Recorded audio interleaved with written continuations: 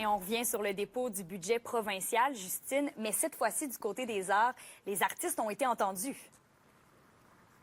Ah oui, Kémilia, le Conseil de la culture de la Abitibi-Témiscamingue est très heureux de constater que le budget du Conseil des arts et des lettres du Québec est porté à 200 millions de dollars, tel que demandé par la communauté artistique. Après plusieurs mois de mobilisation menée par le Front commun pour les arts, les artistes sont très heureux d'entendre qu'ils ont été entendus et que le budget augmentera. Je laisse Maude Guy, la directrice générale du Conseil de la culture, vous expliquer quel impact ce budget va avoir sur le milieu artistique de la région.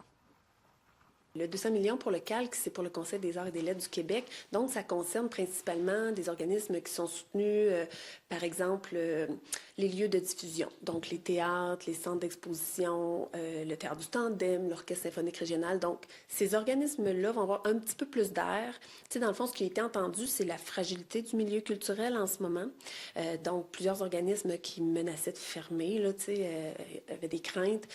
Donc, tu sais, ça va aider les organismes, mais ça va aider aussi les artistes dans la création, toutes les bourses à la création. Puis nous, ici, dans la région, on a une entente de partenariat territorial avec le Calque et les MRC qui sont partenaires.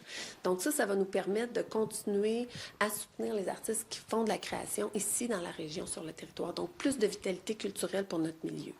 Les préoccupations demeurent par contre pour le financement des musées, mais aussi des conseils régionaux. Mais bon, c'est déjà un bon pas vers l'avant qui s'est passé grâce à ce nouveau budget. Et toutes les manifestations des derniers mois ont été orchestrées par l'artiste régionale Louise Lavictoire. Elle est très, très contente de savoir que ses efforts ont porté fruit. Une belle surprise parce qu'au départ, je me faisais pas trop d'illusions. Je m'étais même préparée mentalement à vivre une déception.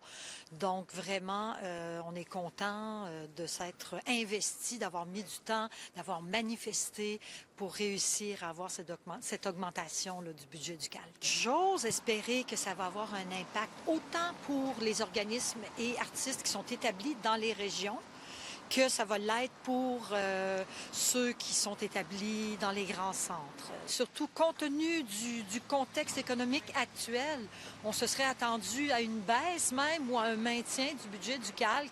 Et on dirait que là, les actions de notre monsieur Orange, là, dans le sud, là, ça a eu un effet contraire. Et je pense que, heureusement, les dirigeants, nos dirigeants politiques ont reconnu l'importance et comme quoi c'est vital, la culture, pour la société.